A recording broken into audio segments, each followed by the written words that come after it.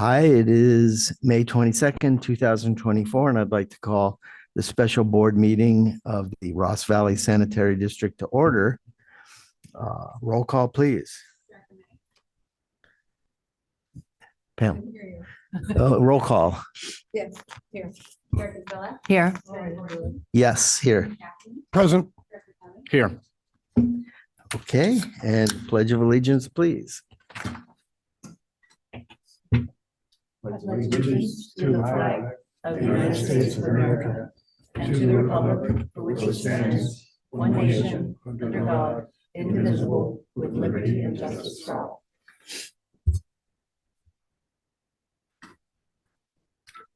Okay, at this point, we're going to adjourn to closed session.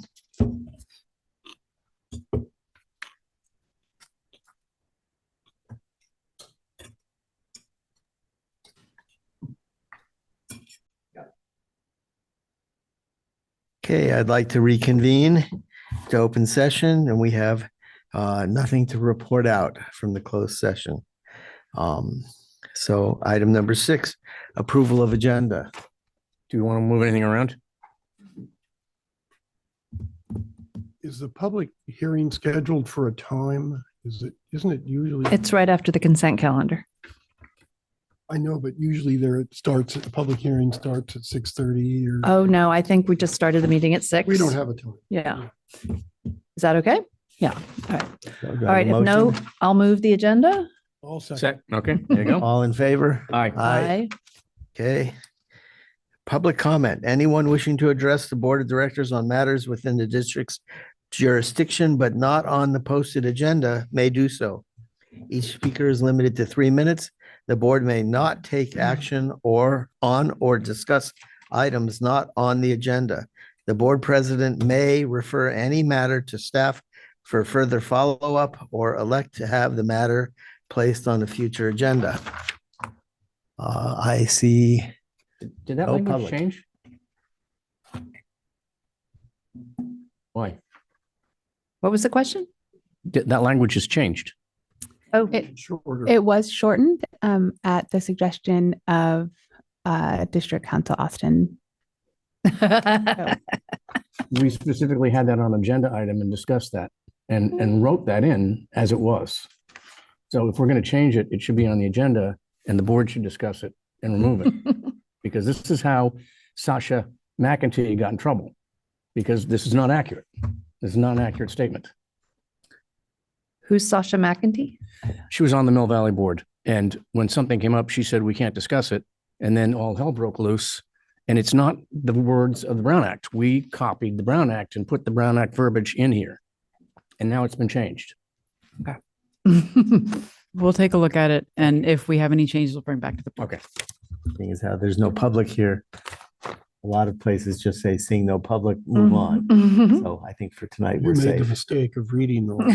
Well, sorry. Committees report out. Tom, why don't you take away the finance committee, please? Okay, Finance Committee met yesterday. We had an extensive discussion on the budget, especially discuss, for example, property tax revenue. It's increasing slightly, but at a much slower rate than previous years. And so it's because of the building situation with high interest rates. And this year, we're going to operate at a deficit, which we're going to fund from our operating reserve. And the budgeted deficit is over $2 million, but we'll make up the reserve target over the coming years. And that's been discussed in our rate study as well. And it's mainly because of some really major capital improvements that we're doing. We spent 11 million last year and we're budgeted for 12 million this year. So that's quite a significant level. And we remain in excellent financial condition, I believe. Let's see. The other thing is that we reviewed the need for an urgency sewer project replacement. That's about $1,000. It's on our board agenda today, but it seems like a really worthy project to do. Those are key things we did. Sure. It seems like it was a long time ago, but the HR committee met and reviewed some proposals from staff, including, as I think I including parental leave proposal, a holiday proposal. Felicia, remind me if there's any other proposals that we reviewed. I think there was also a discussion about 457 contributions. Those are the three highlights, I believe. Yep. Yes, so things pertaining to staff benefits and such that will come before the board, but the staff was looking for feedback from us. So A the, long time ago, and I recall that Christina went out and found an insurance policy that would cover us for the parental leave, where the company looks at all the statistics and machinates it around, and so that the district would have less liability. Policy, and that's in the does the HR committee review the status of the negotiations with, no? No, that's done in closed session with the full Can board. you have a committee closed session? I doubt it. No, we don't. You don't, okay. I don't even know if that's legally proper. We could, but we don't. Yeah, these issues, there's a little confusion there, but we were talking about the annual salary and benefits resolution for unrepresented Thank staff. you. Thank you. That's the distinction. Yes, we were talking about the unrepresented employees. Oh, okay. Requests and benefits. Okay. Okay, Central Marin sanitation. We listened to an update from Corolla Engineers regarding the regulatory updates to the direct portable reuse. It was, there's changes, but we knew that. And since we haven't started doing anything directly with our own DPR, doesn't really affect anything. These changes, I suspect, will be changed again as things move forward. We awarded a contract for primary clarifier number 1 rehabilitation. That was for $524,000. We did purchase for $850,000 grit washing system. So we had 2 different options, or a couple of different options on these new grit washing systems. We went with Huber Technology, and we purchased those in advance. The very cool thing about this one is that because we're washing off all the organics, that then we get to process it through our digesters and actually be able to produce more energy. Where do we wash it off? It's where they do it at the beginning when the current one was like a screen and you do the best. That's Oh, when it actually washes. is that the comminutor thing that goes around, or? No. Okay, I don't know what that is. Okay, all right. I'll give you the report. You can read it later. I got it. Okay. Okay. All right. We accepted the completion of the liquid organic waste receiving and biogas treatment upgrade projects. That was, we had some, when we receive organic waste, the station receiving it was not in perfect shape. So this is better designed to make sure that there's not a lot of spillage and a lot of waste, and it's properly returned to CMSA. Our chemical supply contracts, to my shock and surprise, went down in some manner, some ways. Pardon me. So that was unusual. I'm happy to say. Usually we get this report every year, and it shows how much everything's going up, and some did, but some also dropped. So that was actually kind of good. The next one is on tonight's agenda, so I'm going to leave that. Leave it alone. And so Pam, North Bay Watershed Association, please.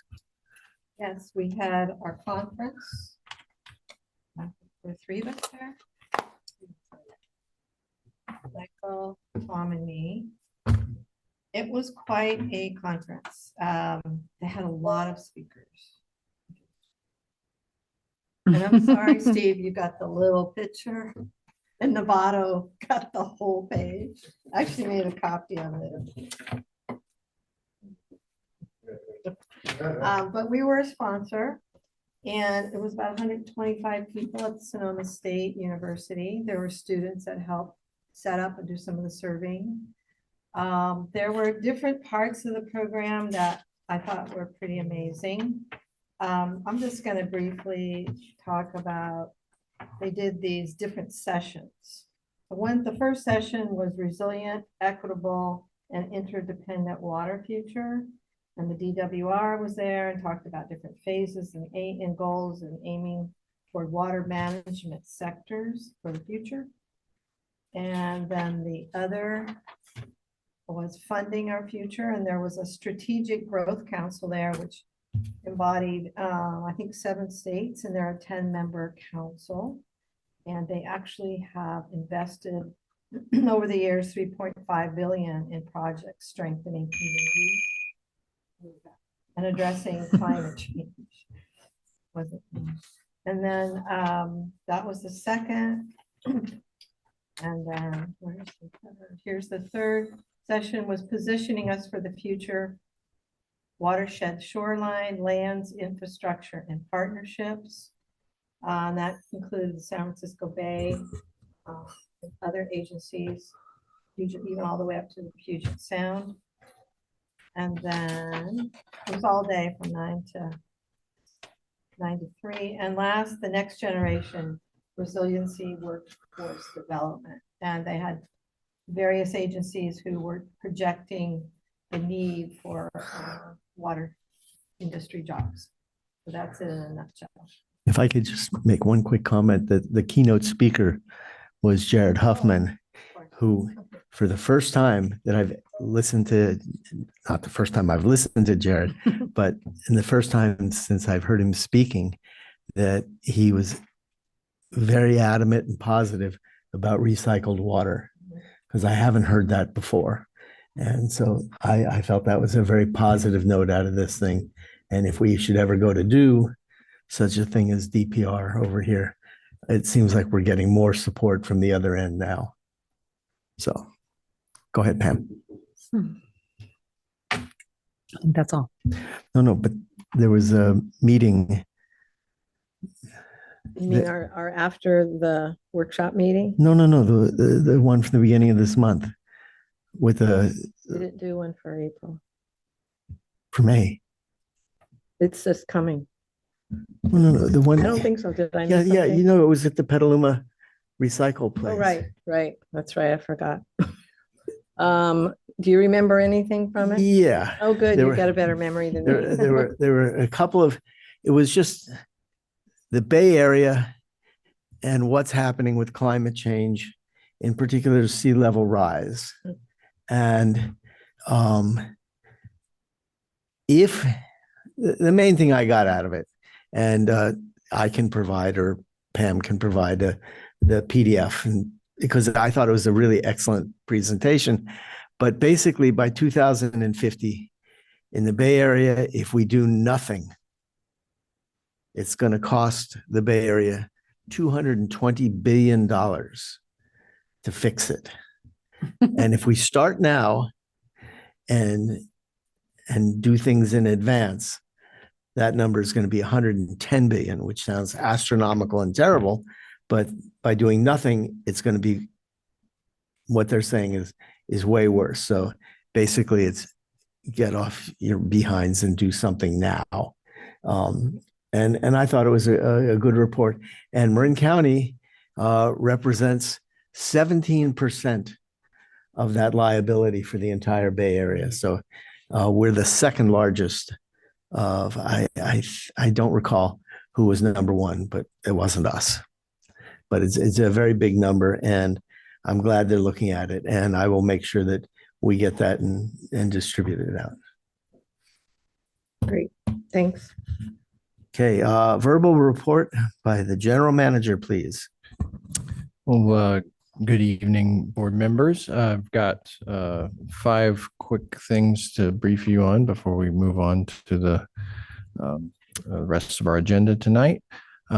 First, I'd like to highlight, we've had a number of recent hires. The Ross Valley Sanitary District has been very successful at recruitment and retention efforts in the last couple of months. And one great example is our new finance officer sitting here among us, Victor Damiani, joining us. And very pleased to welcome him into our team. And we also hired just this, I think, in the last day or two, a new CSW by the name of Eric Anderson, spelled the same as Anderson Drive with the E. Really thrilled about that. There were 25 applicants, more or less, for that position. So a lot of interest in working here at Ross Valley Sanitary District. And then third, we have an admin coordinator, because you might recall Christina Velasquez was hired into Courtney's old position. So it left a vacancy where Christina Velasquez worked. And so we were successfully recruited.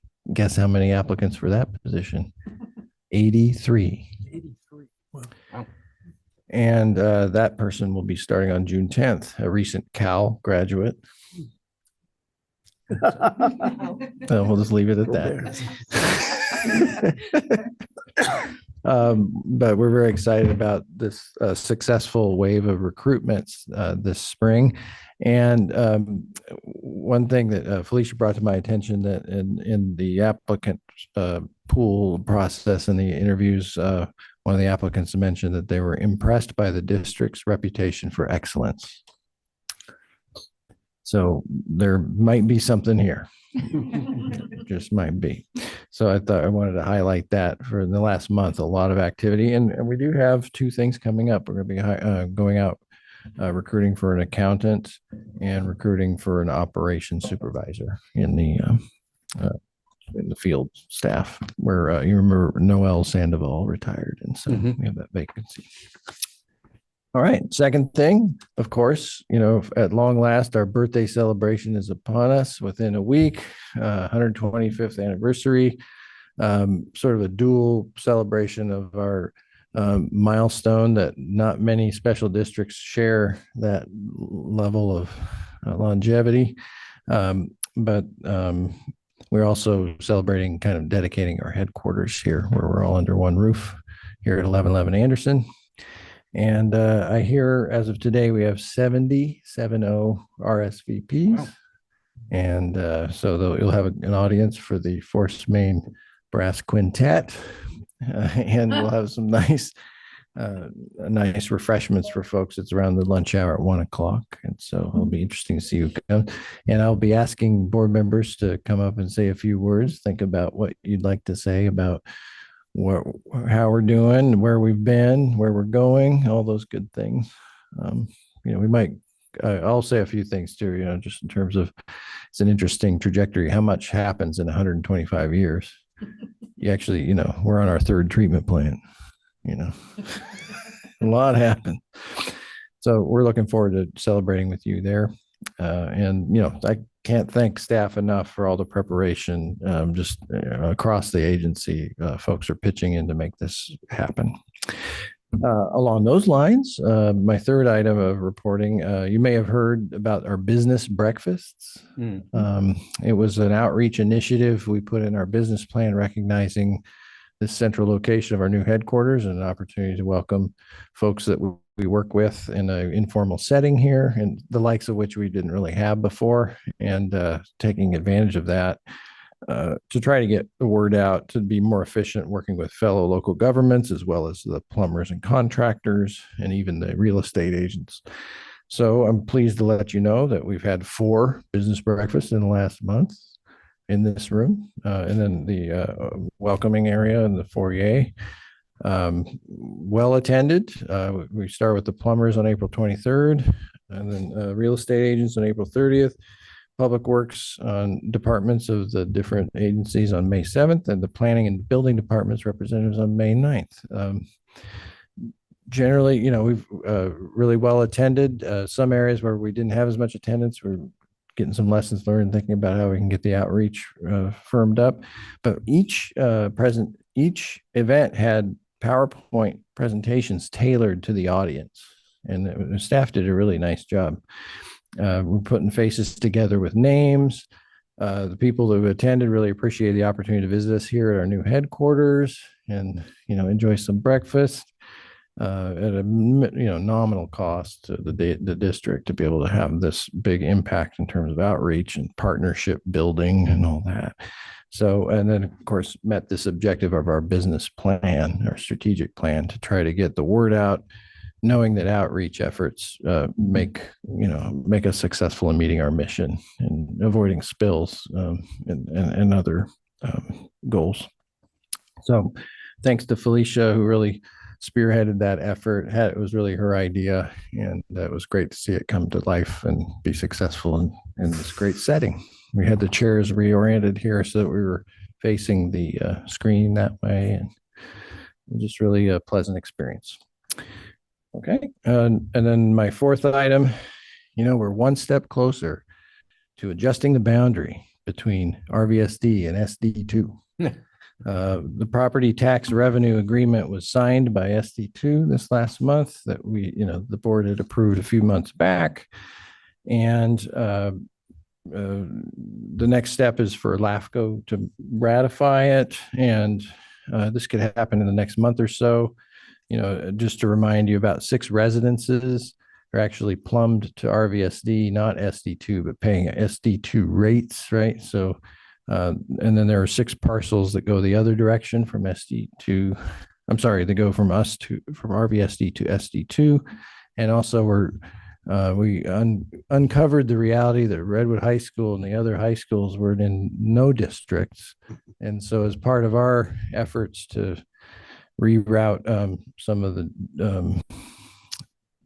discharges from the high school that were not permitted to our system, we were able to bring light to that issue and get that all resolved. And so that's. I remember that, but were they not paying anybody? No, they were paying SD2. Okay. So that all came out through this investigation. So everything's fine. And now we'll have the boundary adjusted to reflect the reality underground, right? Always a challenge. Finally, I wanted to note and thank Paul Brummer, who's here, for moving forward with getting our 1111 Anderson backup power generator, one step closer. Today, I understand there's a pre-bid walkthrough, very well attended. Paul quickly showed me the sheet. I thinking 12 or 13, yeah, 13 contractors attended the pre-bid walkthrough. So that's a good sign that we will get a competitive bid and a competent bidder. Will this backup generator power the entire building or only? Good. That's the way it should be. Yes. I mean, not power up. No, I mean, at some point, Of course, yeah. why rebuild it twice? Why not just do it right the first time? Well, I would think we wouldn't think of that in power ours. Well, the good people. Well, very good. Yeah. So that's all of my updates for this month of May 2024. Thank you. Excellent. Item 10, verbal reports by board members and requests for future items. We got anything here? No. So moving on to the next one. Oh God, this is going to take for ages. Consent calendar. Matters listed under this item are considered routine and will be enacted by one motion. The consent calendar may include resolutions. Therefore, the motion, second, and vote will also be applicable to the resolutions and recorded accordingly. Move the consent. Okay, there's only one item on the consent calendar, so that's why this is so fast. So we have a motion and seconded, and all in favor? Aye. Aye. Okay. Item 12, conduct public hearing on proposed 5-year schedule of wastewater utility service rates.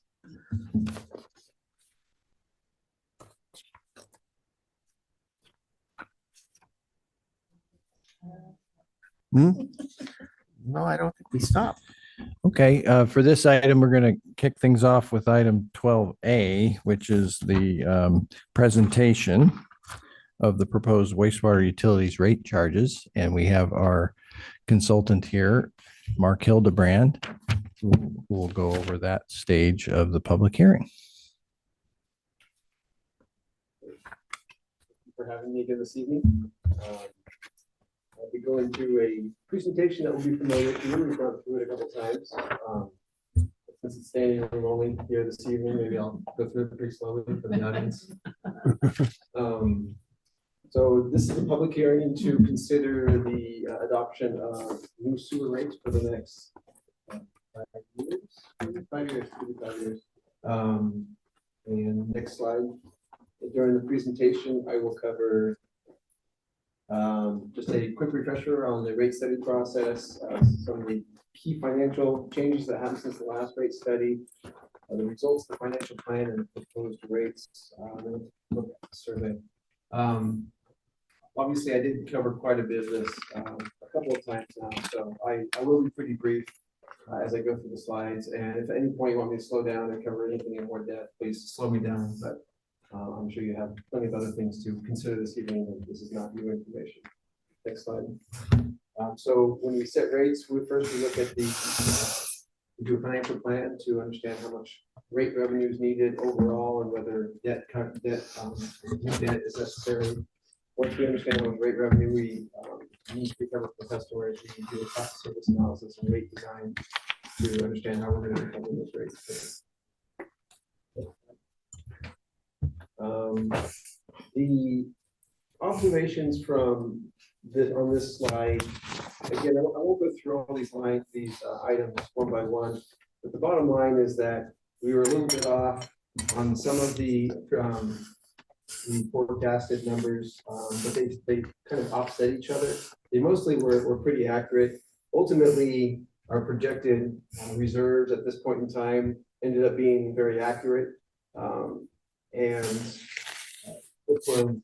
Despite the fact that the district ended up actually exceeding its target for capital spending, which I think is the main takeaway from what happened over the last 5 years, over the course of the pandemic and all kinds of other challenges, the district was able to deliver a $92 million capital program, which greatly increased the reliability of the system and improved the infrastructure. And done in adverse conditions. So really commendable that the staff was able to pull that off. So now when we look at our cash balance, there's the available cash in the unrestricted cash is about $12 million in the operating fund. The capital reserve is about $5 million, and there's about $9 million in restricted funds. Next slide. In terms of revenues, about 70% of your revenues come through your rates, and about a quarter of your revenue comes through property taxes. And those property taxes, we'll talk about those later, as they do impact your rate structure. Next one. On your operating side, it's about a third of it is the treatment costs that you pay to Central Marin, and a quarter of it is about your debt service. And then another third for salaries and benefits, and then a bunch of miscellaneous categories. We had to make some assumptions about how your costs are going to behave over the next 5 to 10 years. And here are the percentages we assumed for inflation: 4% for salaries, benefits, miscellaneous, 6% for insurance, 4% for utilities, and CMSA, your treatment costs will go up by 4.5%. Here's a snapshot, or here's a look at what the forecasted capital spending is going to be. So after coming off of a very aggressive capital spending period, which had to be largely debt financed, as you can see in the dark, we're now transitioning to a less aggressive capital spending, but the district's now going to be cash financing everything called pay-go, pay-as-you-go. And so even though it's less capital spending, it's a little bit more expensive in the short run, but in the long run, it will be less expensive to your ratepayers because they're not going to have to pay any new debt service. So this again is another great story that the district has gotten to the point where its rates are sustainable and able to cash finance your capital spending, and that you've got a good steady capital spending horizon where you don't have any peaks that need to be debt financed. So smooth sailing ahead. Next slide.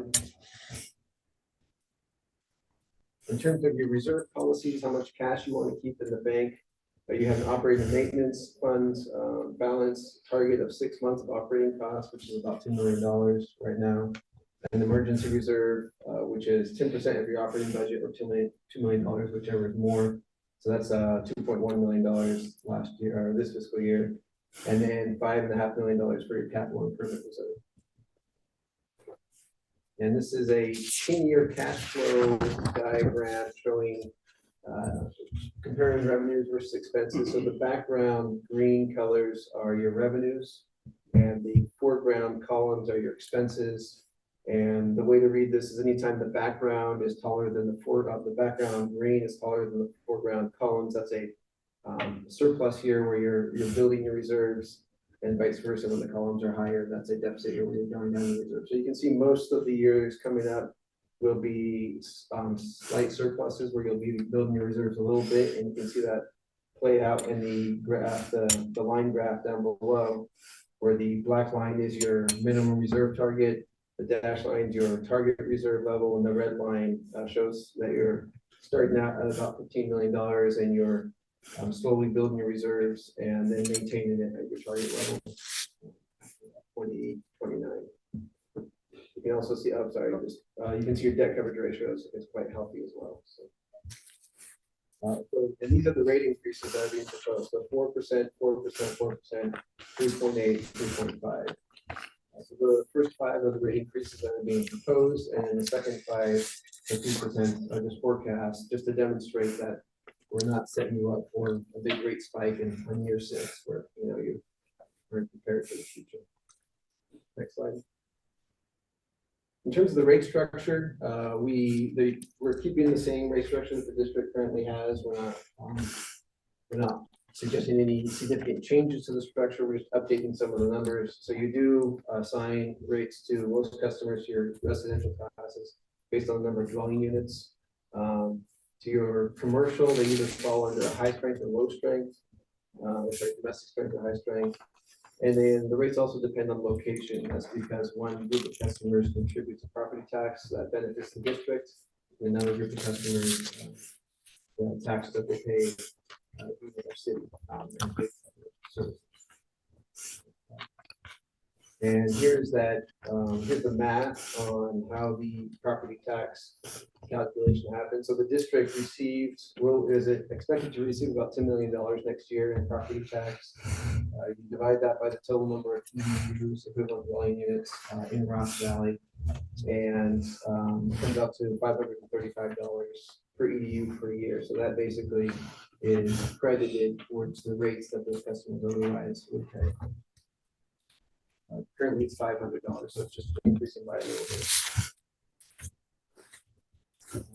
The rate structure, every single family is 1 EDU, 1 equivalent dwelling unit. Each single family with an ADU is 1.5, multifamily is 0.9, and commercial is EDU is 1 EDU for every 215 gallons of water that they use per day during the winter. That number is being proposed to change. We'll cover that on the next slide, I believe. Not any other changes here, although the commercial minimum, I believe that 1.78 was updated. But it's 1.77. Not changed much here. Yeah, so the change to the EDU assignment for commercial, we're proposing that we use it 215 gallons to 205. This is based on an analysis of how much water single family homes actually use during the winter. And single family homes have been using less and less water as appliances have gotten more efficient over time. So this number hasn't been updated for quite some time, and we do think that reducing it to 205 brings it more in line with how single family residential. Here's a bill impact analysis that shows the rate changes for the first 2 years. So you can see in year 1, the changes for the different types of bills. You have the current rates and then the proposed rates. And then the change, you can see the percentages there in the 4th column, the 5th column. All those percentages are a little bit different from one another. They're not 4%. And that's because of the various changes that were made to the rate structure, namely the increase to the tax contribution, the $535 we mentioned is going up a little bit, so that's going to be reducing or crediting the Ross Valley customers a little bit more, and Larkspur won't be receiving that same credit. And there's also just a rebalancing, all the changes that were made to the structure in terms of the 215 gallons per EDU for commercial. All those things had an impact that are hard to explain, but you can see the final impact here in the percentages. In year two, everyone will receive exactly the same percentage because the rate structure updates will have been done already, and there's no more changes happening to the rate structure in year two. So everybody receives the same thing.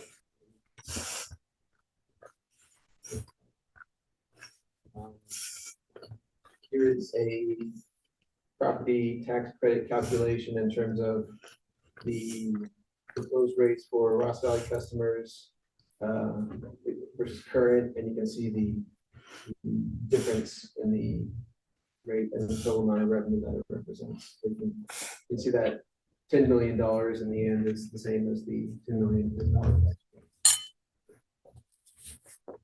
And documentation, here's the full 5-year rate schedule that's being proposed for consideration this evening. Slide.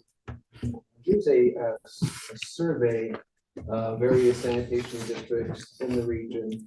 You can see that your Ross Valley customers currently are, let's say that's the bottom of the middle pack. Is kind of where they stand, and the increase is really, I mean, you're neck and neck with a couple of other districts, and so you're leapfrogging a couple of districts, but really still in the lower half of those customers. And then Larkspur is not competing with the most expensive districts, but it is in the upper half of the group. But by and large, you can see that it's very that the rates are comparable to the region and don't stand out in any significant way. I know I asked this last time, but I don't remember the answer. Why is Cornadera so lower, so low on the scale? Do you know, Steve? I can say that they just recently did a rate study and a sewer service charge increase to their customers. So I'm sure that that's something that, I know that that's something that they're looking at and implementing now. So this table is very likely a bit outdated at this point. Well, they have public works employees as well. So I think that goes to sanitary sewer people. I'm not sure what the basis of their cost analysis is, but I do know that they recently underwent a rate study and a rate increase.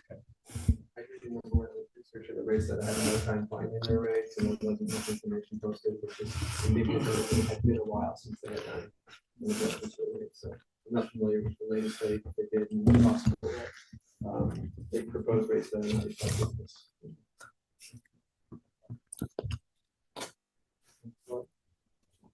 So this is just to document the process that we've gone through and the number of touch points that we've had with the board and committees and the public. So you can see that this is the 6th meeting. It's been a very transparent and inclusive process where we've sought out both the board's input as well as the public's. Seeing this a model for how rate increases should be carried out. Everybody who needs to be involved being involved. And last slide. So the next steps would be to receive public comment at this time, and then to close the public hearing. The board will deliberate while the protests are being tallied. If any additional protests have been submitted by the closing of the public hearing. And then the board would vote on the proposed rates, assuming that the protest didn't exceed the 50%. If passed, the rates will be implemented starting July 1st.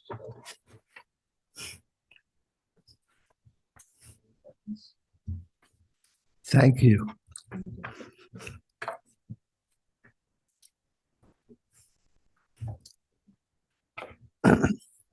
Board members, Director Borstein, may we suggest a short recess? absolutely. And we'll reconvene. We just want to run upstairs and grab some paperwork and bring it right back down. Terrific. Thanks. Why don't we take 10 minutes? Thank you.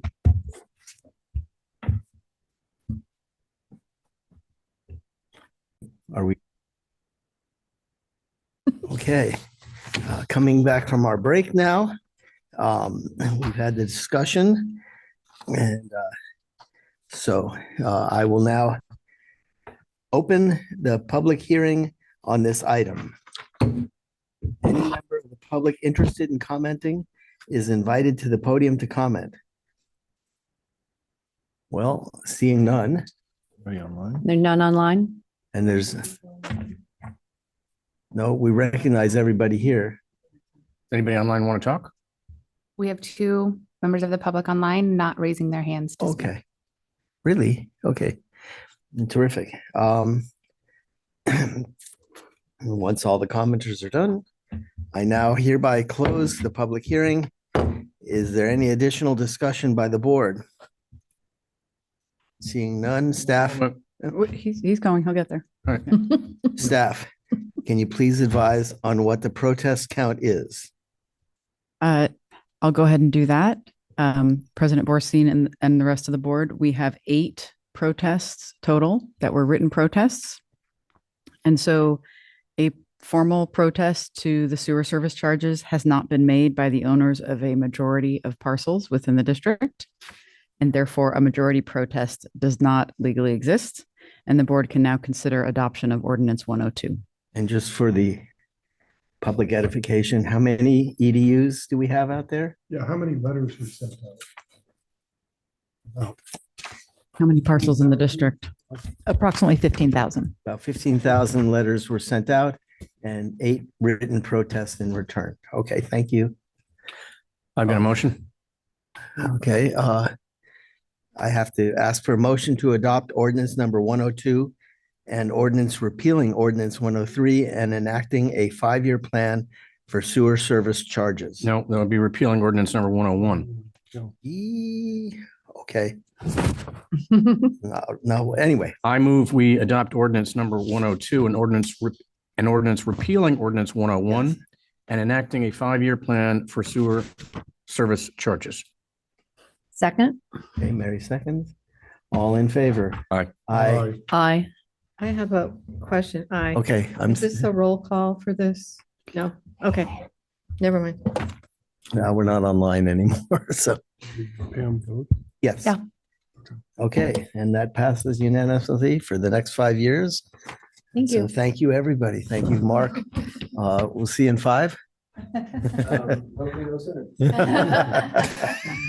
Thanks, Mark. Good job. Thank you. Really, Thanks for thank you. everything. It's been a pleasure.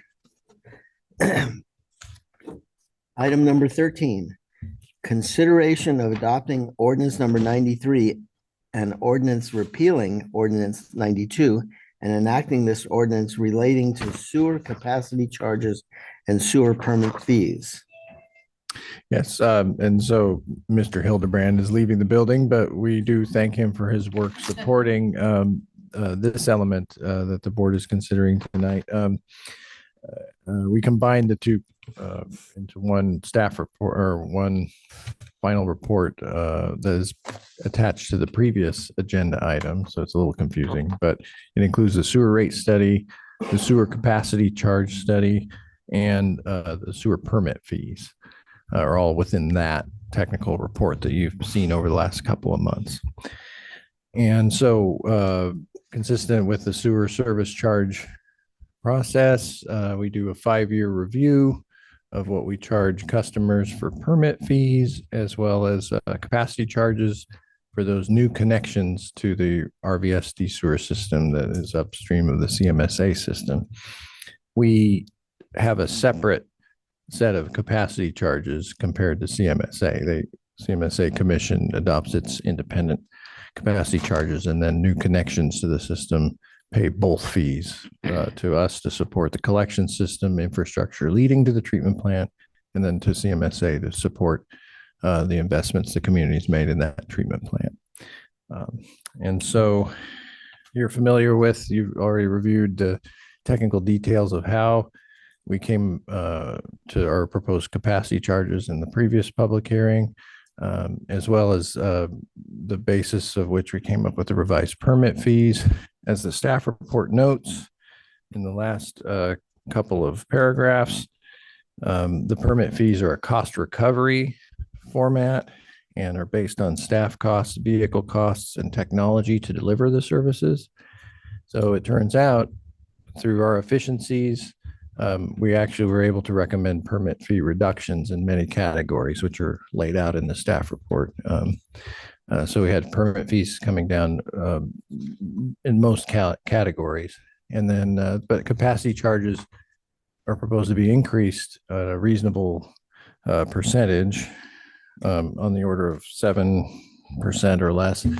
And that was really based on a very granular, detailed analysis of our fixed asset value, which has been increased due to the aggressive capital program. And so all those investments the district has made into its infrastructure are reflected in the increased capacity charges, and that's all detailed in the analyses.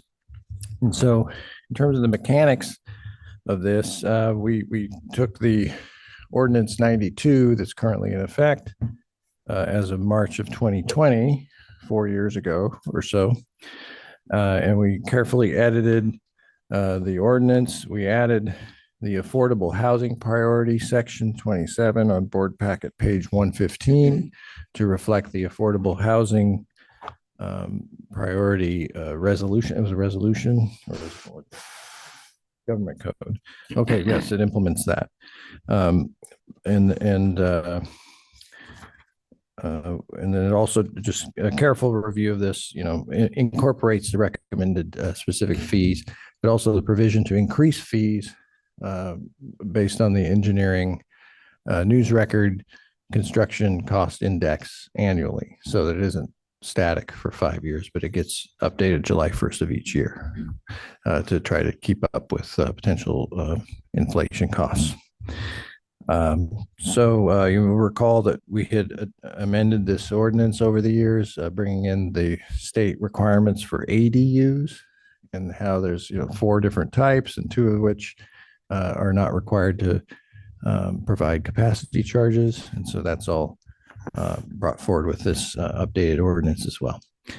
So we're here to answer any questions you may have. Felicia, if there's anything I may have overlooked, please chime in, and then we welcome any questions of the board. But again, this then would set the stage for the next 5 years, much like the sewer service charges that you just adopted.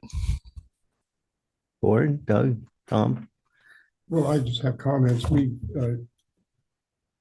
My comments are that the finance committee looked over these. They're part of the rate study. They were prepared with, for equity. Some of them have gone down, some are up. And so that's, a very good sign. And they all seem reasonable to me. Yeah. I'm glad that we can lower some fees. Do we do these generally about every 5 years? Yes, that's right. And I really appreciate this because when I first came here, there was a big lapse of time when they weren't done for probably decades. So it's really good to see this. So thank you. Actually, a lot of these are updated annually too with the construction cost index. So the connection fee especially is updated.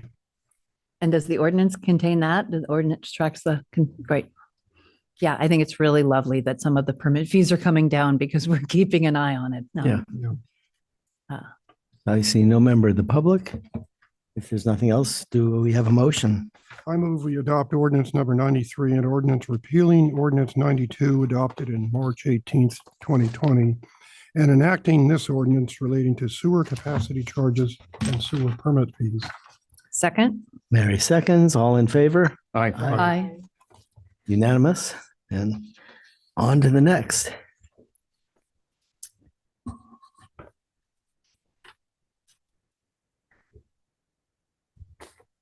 Item 14, consideration, put your feet up. Consideration of accepting the district's draft fiscal year 24-25 budget. And before we start, I'd just like to thank staff because it was a pleasure over the years it's just gotten easier and easier to read. And with the pictures of all the capital improvement projects, with descriptions of each one, I think it's clear to us and clear to the public what we're doing here and the extent of what we're doing. So thank you.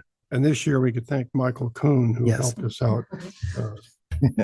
Where'd you go? That's for Very sure. nice. No, where he's sharing with us here. Yes, very good. Yeah, well, I want to introduce that. But yes, on this agenda of light reading, here we have another pretty central item for our operations. And just, I echo your thanks to all the staff. We really, in the staff report, you can see the village of people that have been involved in putting this together.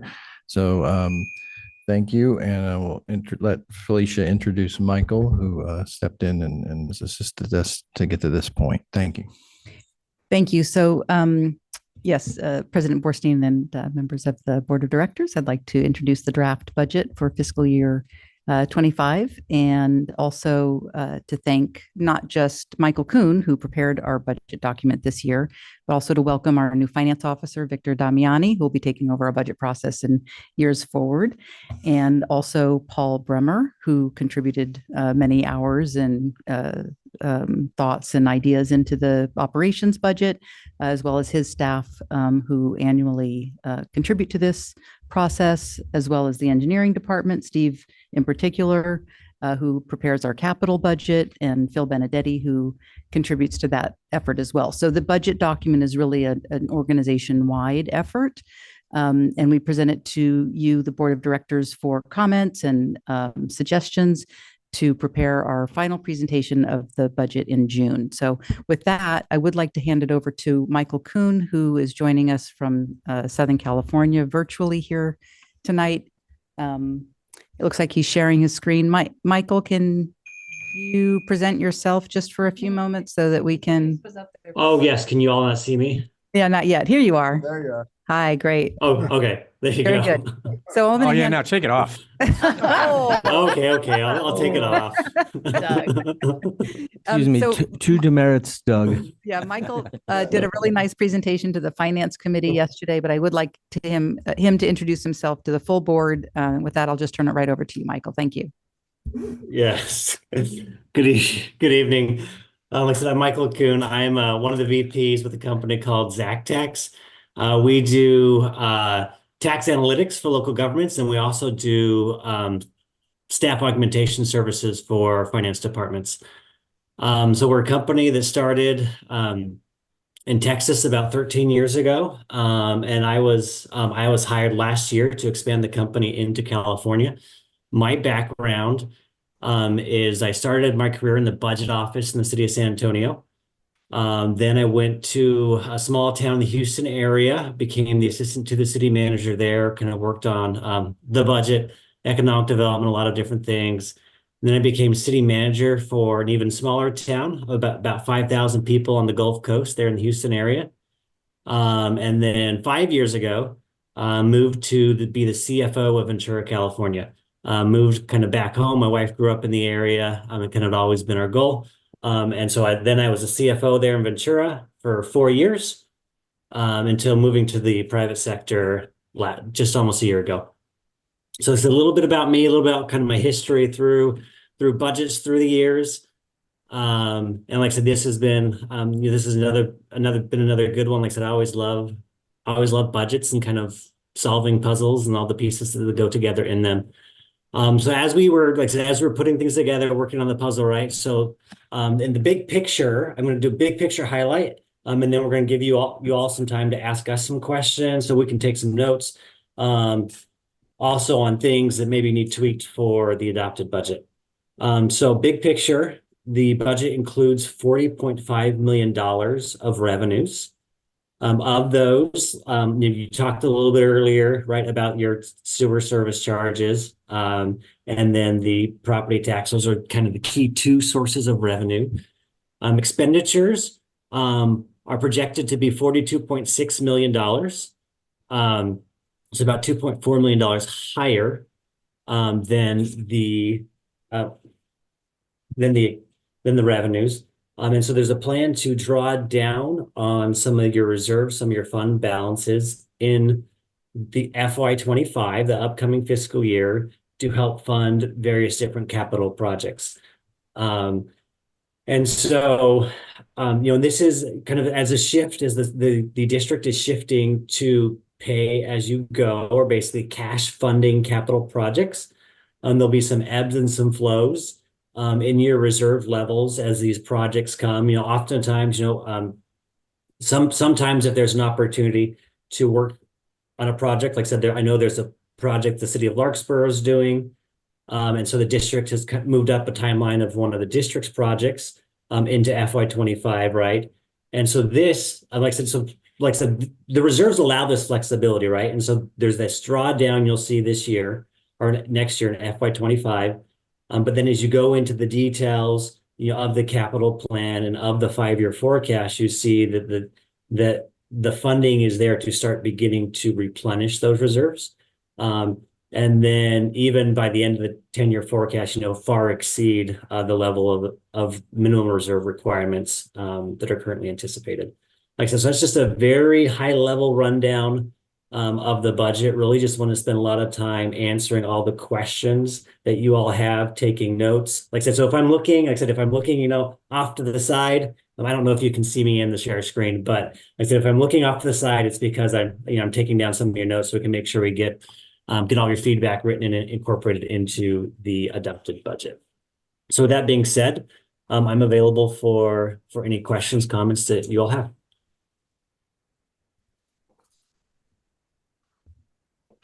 Tom and I went over the whole thing with the finance committee yesterday, and Tom had a lot of comments, all minimal, but the staff took them into consideration and is going to adopt all of them.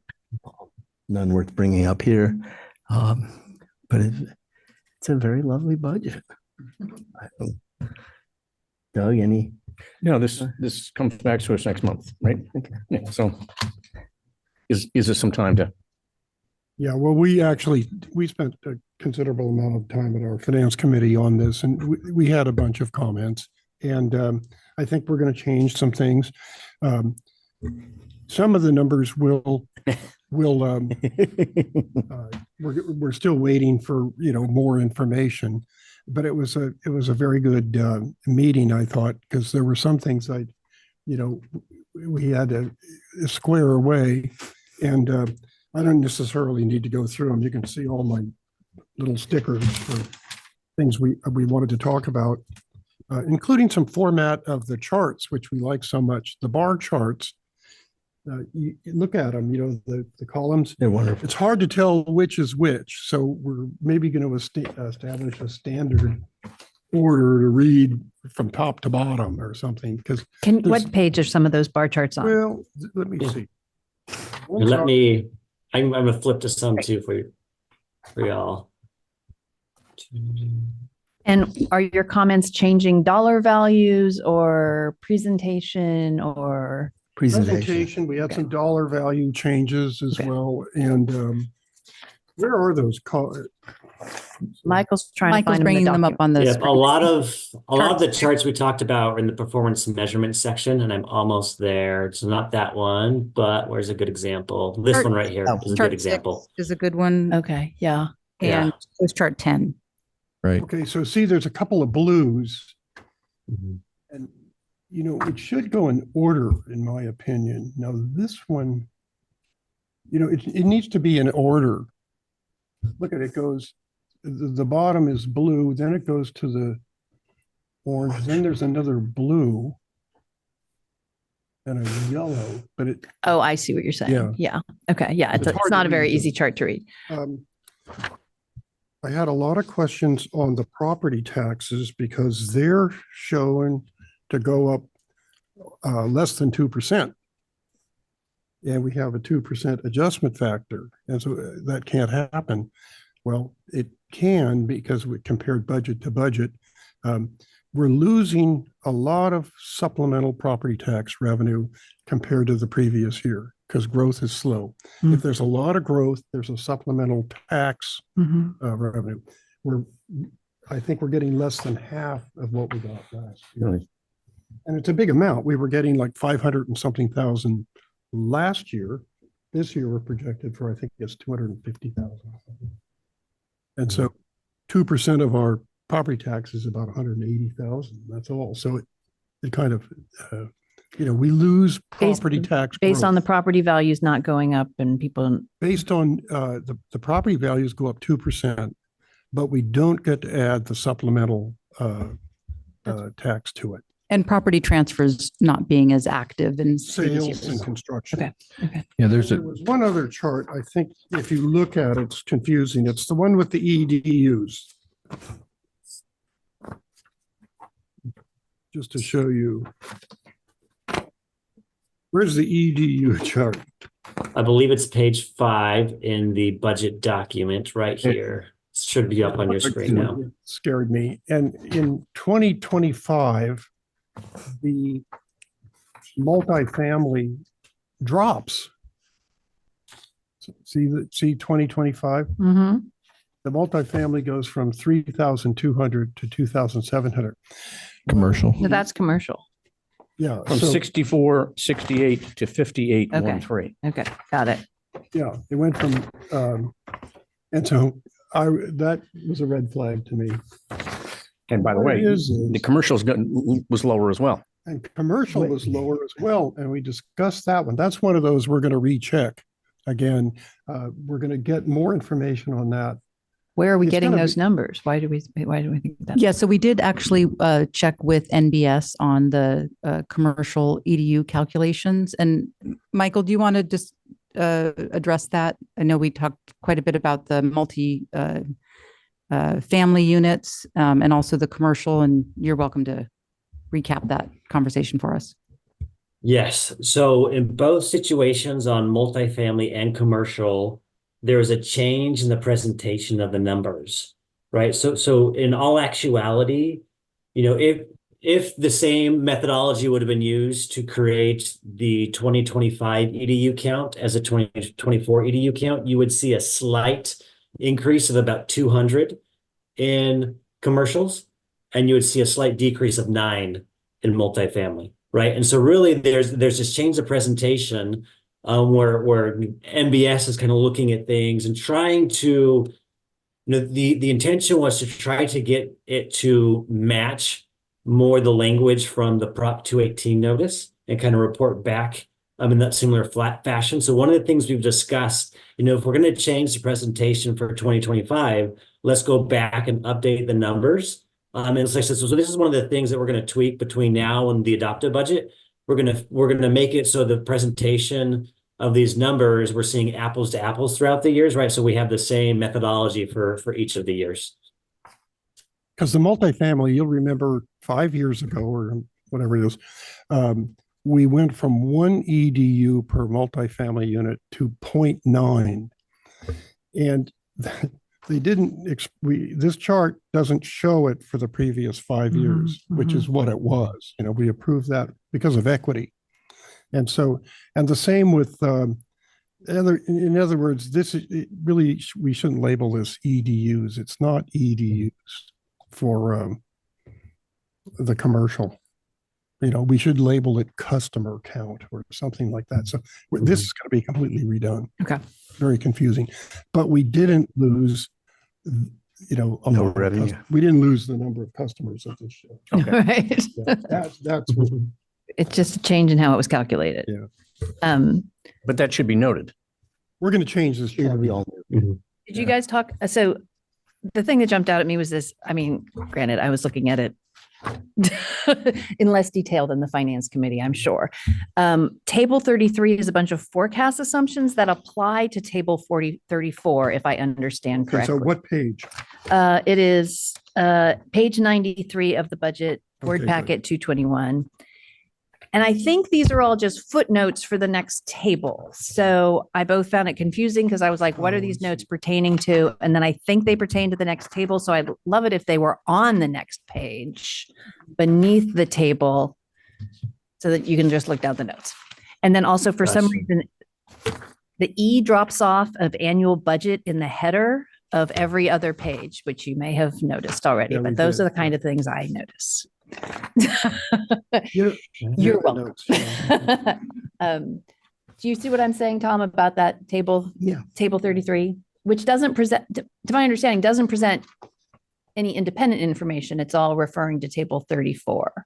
That's that right? Okay. Okay. Okay. So it seems like it ought to be a key or something for Well, table. see, the notes are here. I know, Yeah. but I guess I was like, yeah, Yes, I would rather see those and then I'll comment that, my eyes are going, but I can't, it's getting small, right? But I would rather see table 34, 33 nestled under table 34 so I can look down with the notes. Or we should say notes for table 34. Yeah, or I wouldn't even call it its own independent table because it's truly just references. Yeah, flip those 2 pages. Well, we have to change every table. Yeah. that's a Yeah, good- 'cause I will look and play with it, and see how we can make it. Like I said, there'll be a concern about making it so you can read it readable, right? But we'll play with it and we'll work on the presentation. So we can, like I said, and I will try my hardest to come up with a way to get those both on the same page while still being readable. Right. It's almost, but you made the point, Director Silla, that you don't want it to be small print necessarily, right? So you'd Well- almost like you'd just like to see it the next page, maybe. So you see notes and then. Yeah, Well, all the numbers are small. when you all the look at numbers it. are small and those are coming out of a program, right? I mean, you can't turn those. Yeah. And you couldn't fit that whole, No. you couldn't fit all those columns on anyway. The presentation of this is so beautiful that I feel a little nitpicky on saying this, but that was the only point at which I was like, I'm not very clear what I'm reading and what it applies to. Yeah, I think that's a good comment, in terms of the reader, when you see something in a table that says note, you're going to go further into the document to see what those notes are. You're not going to go back in the document. Right. So I think it's a good comment. So I think one approach that may work, with and make it, I think, so it's still readable, is if, for example, table 34, for example, right? So instead of doing the note and referring, we do the projection for the current year, the budget, and then we show the notes, and then maybe we show years 26 through 30 on a different page. But that way you kind of see those 2 years, the projection for 24, the budget for 25 with the notes, and then kind of just have the forecast on the other page, maybe. Those are some of the things we can play with. So Yeah, I mean, I defer to the people who are really looking at the financial information, and they may want to see everything across in one, in one table. But, yeah, 4.5%. Mhm. right. Anything else? Yes, Cam? that's correct. Oh, I think we're Wait a good minute. at this point. Remind me, You're making when a we face. changed the rates at CMSA, it was 4.5. Originally, it was going to be 4.0, but it was 4.5 for the Yeah. first 3, right? I believe And then so. it dropped to 4.0 for the last 2. I believe so. I don't have it in front of Is me. it I believe it's 4.5? 4.5 for all 5 All years. 5 years, that's what Okay. I thought, yeah. So that. I guess we that changed that. note Needs to be changed. Oh, is it what? Note 1. On note page one. 93. On page 93. Okay, I'll double check that. Actually, Michael, you might be able to check that quickly. yeah, I will, like I said, I'll double check it to the adopted or the revised ordinance, or kind of plan that was adopted by CSMA. CMSA, yes. Yeah, and I think there might be a typo here because it says fiscal 25 to 24. So, Right. It's for about Good point. 5 anyway, taking a good look at that, making sure the assumptions align with the CMSA plan. And to Director Kelly's point earlier, the staff welcomes comments from the board, not just at the meeting tonight, but in the next couple of Right. weeks. Really, if you have more time to review the document, you have additional comments, questions, suggestions, we'd love to hear those. probably right up until maybe 2 weeks from now. I would suggest Wednesday, June 5th, if we could get all of that feedback from the board, and then we can roll up those comments into the final presentation of the budget for the June meeting. I'm going to hand her. Yeah, there's there's certain areas of the budget that are very tailored to this coming year, in terms of the capital proposals and fixed assets and, the specific vehicles and in the engineering department, specific studies that we're proposing to fund. And so, we do get into some level of specific detail for this coming year that we welcome feedback on. You think and questions, why do that study? Why did that come up? Mm-hmm. So we welcome that back and forth so that you're comfortable with what we're proposing.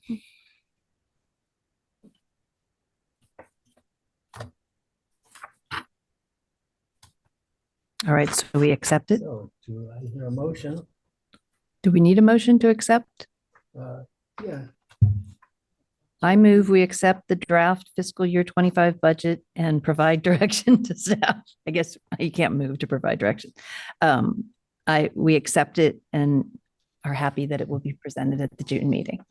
I'll second it. And we said we would, with adjustments, Mhm. for future adjustments.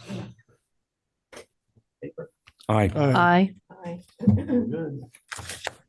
Thank you very much, Michael. You're welcome. Have a good evening. Thank you. Thanks, Michael.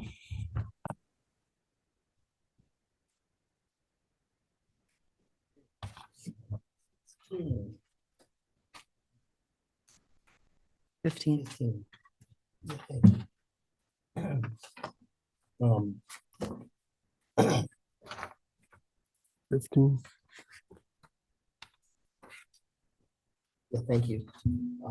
Item 15, consideration of authorizing the general manager upon review and approval of council to execute contract change order number 2 with Gossage Engineering for the gravity sewer improvement project number 955 in the amount of $292,750. Thank you, President Borstein. This item is similar to last month's item, where an urgent capital project need has arisen. There's been some history related to the O&M challenges of this line that are described in the draft staff report. The location of these lines are very close and adjacent to this existing capital project, 2324 gravity sewer improvement project. So it's really identical work to address an area where we've had significant O&M challenges, emergency expenses. So we have a suitable contractor with the same scope of work that we propose the board add to this contract. This and the other previous work would total the percent contract change below 10%. It's still sitting at around 8%. And well within the allotted budget for this project. So there's a couple of notes from my perspective. And then I want to hand it over to Phil Benedetti, senior engineer, to describe the details of the proposed work. And also Paul Broomer is here to answer questions about the O&M priority of this work. So Phil? Yeah, thanks, Steve. So this change order to the 2324 gravity sewer improvements project is adding about 975, we'll call it 1,000 feet of pipe that we're adding to the replacement. This area is along Mitchell Drive in Fairfax. It is a stone's throw from the work that we are performing already along Sir Francis Drake between the Bike Museum and Marin Drive. If you're familiar with that area of Sir Francis Drake, this is just a little way up the road. And we discovered this issue in 2021 during routine line maintenance activities. We actually ended up getting some of our equipment stuck because the pipe is so thin that it actually has been collapsing when we're cleaning it under full pressure with our cleaning nozzles. So we've had to, it's also a high frequency cleaning line, and it gets thinner and thinner every time we clean it. So we've had backups here in the past. So it's kind of spiraled a little bit out of control because the high frequency of the cleaning and the bad condition of the pipe and the likelihood of collapse. It's left us with a situation that needs to be addressed as quickly as is feasible. So that's why we've added it to this project. We have a contractor that is very skilled at pipe bursting. The pipe is asbestos cement pipe, and this contractor has experience with us on projects of that nature. They have all of the certifications needed to handle that material safely and in accordance with all regulations. So we're seizing this opportunity with Glossage to replace another 1,000 feet of pipe right there via pipe bursting. So as Steve described, we had an emergency situation one evening when our equipment got stuck. We had to have a contractor come in to help us extract and repair the main in that area, and we're hoping to avoid that and increase the reliability of this area of our system that serves a fairly good sized homeowners association there. It's the Canyon, sorry, I think it's Canyon Creek is the name of the HOA. But I can't read my note that I have here. But yes, so that's Canyon Bay. Right, I think Director Meggs. Does that sound familiar? Canyon, what is it? Canyon Bay. Canyon Bay. Okay, that's what that says there. All right. So yes, taking care of that part of our system and doing it at a good value. The most of the items on their estimate are just carryovers of their existing unit costs. The price per foot to pipe burst being the biggest expense is right in line with what we would expect to burst an asbestos pipe from 6 to 8 inches. And we know that this contractor can move quickly and get in and out of that neighborhood quickly. So it seems like a good opportunity to seize with Glossage on this contract. I know, Tom, you like to hear dollars or millions or dollars per mile of pipe.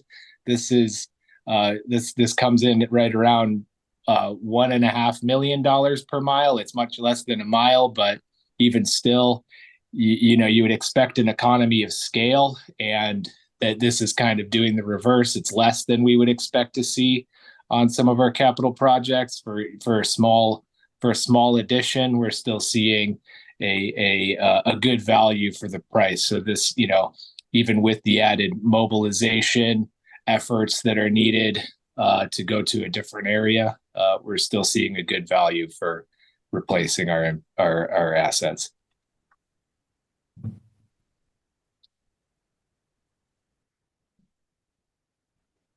Board, any comments? I have a short, quick comment. I see that you are replacing asbestos cement in the report here. Cement pipe. Is it? Well, it's pipe bursting, so we're not going to pull anything out, right? Right. That's correct. But I'm curious how much asbestos cement pipe is in there, around there. I thought we had got most of it. There's a significant portion of our system that is asbestos cement pipe. It is, I don't have the exact percentage, but it was very popular during a lot of the development in particular in Fairfax. But yeah, it is not all in terrible condition. A lot of it is in serviceable condition, and yeah, but we are pipe bursting it in place, and that is among the safer ways to handle it rather than trying to remove it and then taking it to, a hazardous waste facility with pipe bursting. It just essentially stays in place around the new pipe. Deep underground. That's just in a while, so, okay. Well, we noted too that you're crossing Sir Francis Drake there, and so that's always exciting. Oh, right. It's way out though, isn't it? Yeah, it's almost to White Hill. Yeah. Yeah, I mean, and you said it's under 10%, but it's new work too. So it isn't even, it would be a fine change order if it were just on the work we'd already engaged them in, but it's new work. So it seems like a great opportunity. Yeah. No, I don't. It's obvious. It needs to be done. I'm always happy. I'm always happy to see us be nimble enough to recognize a problem and attack it before it becomes an issue. So thank you. Okay, so I'd move to authorize the general manager upon review and approval of the council to execute contract change order number 2 with Glossage Engineering for the gravity sewer improvement project number 955 in the amount of $292,750. Well, second. All in favor? Aye. Aye. It's unanimous. Thank you. Thanks, Phil. Thank you for Good that. night. Thank you. Okay, item number 16, and there is no staff report. So I'll try and introduce it real quick. Last December, an item came up. This? CMSA motion. The CMSA motion. What do you mean? From last week. Yeah. At your meeting. Anyway, I'll give a little history while we're bringing that up. In December, one of the items that came up before us was that Santerfell was in a little bit world of hurt, especially with recruitment and retention, because when they developed their system over there, Santerfell Sanitary District was actually part of Public Works. And Public Works employees get paid significantly less than the sanitation workers are our people here. And so they have a difficult time retaining their people because they can train them up over there and then they can get a 30% raise or whatever the number is by just jumping ship and coming to another agency, maybe even closer to their home. So I think it became quite an issue for them. And that what came before the board was they would like to enter into talks with Jason Dow, the general manager of CMSA, that they could help, that he might be able to help them with optimization, which in my mind, I think in their mind, it was what they actually intended to do. And what it appeared to me at the time was, Jason's been around for a long time and maybe he could help them with some of the issues they were having. And I think we kind of all felt that way. As it turns out, what they were actually talking about doing was having Santerfell Sanitation separate from Public Works and in fact, fire all of their employees and have them be rehired by CMSA. And they would become CMSA employees. And they would all work underneath Jason Dow, Doris and Chris Osaki, who's their O&M person over there. He's leaving. Doesn't matter. I mean, yeah. But anyway, they would all become CMSA employees. And so it came up on the board meeting last week that they wanted to move ahead with how this would all work and come up with an operational plan for making it happen. And I was very concerned that there seemed to be no real information about how this would happen, and and B, that we own 45%, 50% of CMSA, and the idea that it wasn't going to affect us because San Rafael was just going to take care of all the expenses and it would be okay didn't seem completely appropriate to me. If nothing else, I think we can all say that Jason has done a very stellar job over there running CMSA, like a fine-tuned piece of machinery. And anything that happens that takes his eye off that ball makes it his ability to deal with that less. And I felt that was a big problem. And I didn't feel comfortable voting for everybody here to move ahead with this until I at least said what we were doing. Now, the motion passed, and I think Doug has the motion there. Well, the motion was, the subject was the San Rafael Sanitary District request for an operational service agreement. The motion that was made was to allow Jason to continue to discuss with Central Marin San, and with that, Dean, who's one of the two reps from San Rafael Sanitation District, they've been requesting a subcommittee to be commissioned by each of the three, or one member from each of the three JPA members, which I thought was unbelievably premature because we don't know what they have in mind, and so it seems a little odd. But I agreed that we would bring that to this board, but under the understanding that should a subcommittee of the three JPAs be put together, that all meetings would be Brown Act and all meetings would be recorded, because it's hard to get a lot of information. I watched two of the meetings from San Rafael San, and it was, the agendas don't really explain what the topic really was, nor do the minutes of the meeting. So you've got to watch it, but it was not easy to follow. So, I want to make sure that should we move forward with putting a subcommittee together, this is going to be transparent.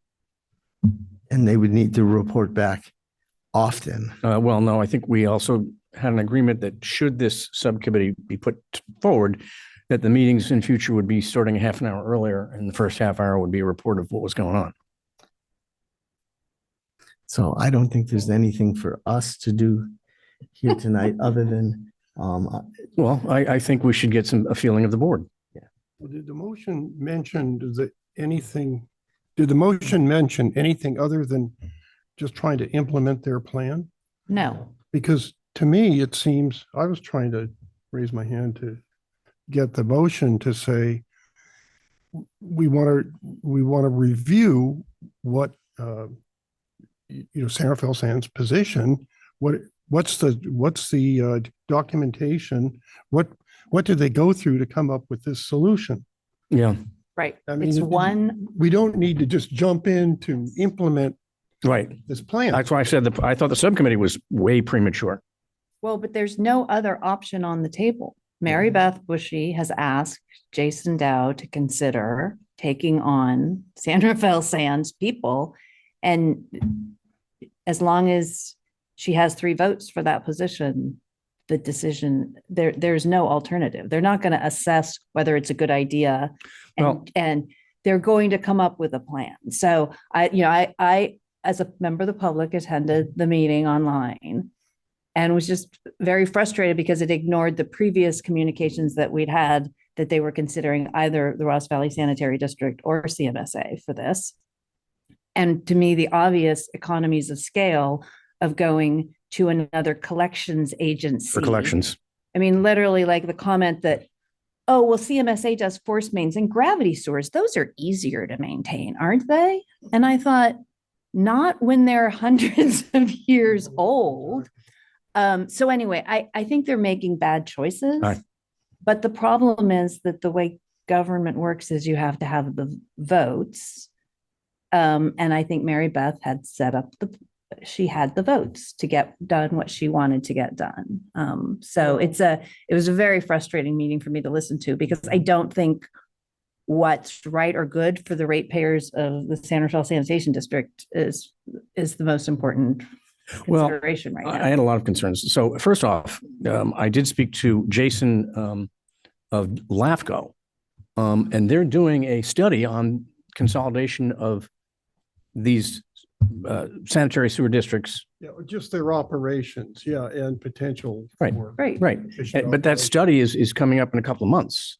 And so to jump ahead of the LAFCO study on consolidation of services and shared services just seems like, all of this is, at some point during the San Rafael Sanitary District meeting, they said they were hoping to get this done by June 1st fiscal Right. year. Well, And that's just, I mean, how that came out of anybody's mouth is just beyond my realm of comprehension. And my text communications with Kate Collin on this point, she said that RVSD said they couldn't get it done quickly enough for what San Rafael San wanted to do.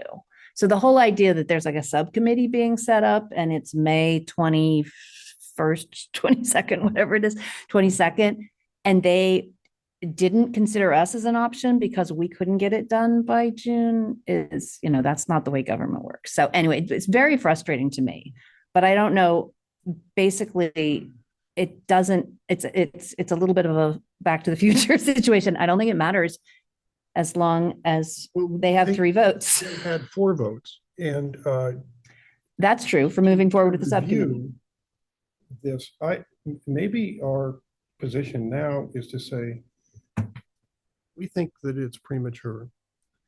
And we think that let's let LAFCO finish their review. Begin their review. Yeah. Begins in August. Begin and finish.